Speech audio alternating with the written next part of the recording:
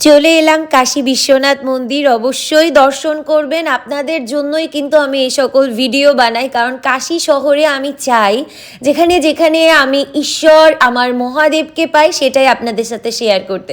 দেখুন, নেগেটিভ মানুষ আপনাকে নিয়ে দুটো নেগেটিভ কথা অবশ্যই বলবে, কিন্তু আপনার যদি নিজের প্রতি আত্মবিশ্বাস থাকে তাহলে কিন্তু সেখানে কোনো চিড় থাকবে না বা কোনো ফাঁক থাকবে না।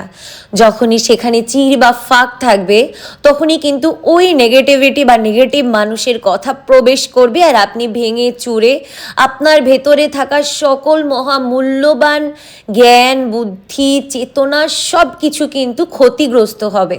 তাই সবসময় নিজের প্রতি অটুট বিশ্বাস রাখুন এবং ঈশ্বরের প্রতি, যিনি আপনাকে এত সুন্দর একটা পৃথিবীতে বাঁচার এবং এত সুন্দর একটা পৃথিবী দেখার সুযোগ করে দিয়েছে।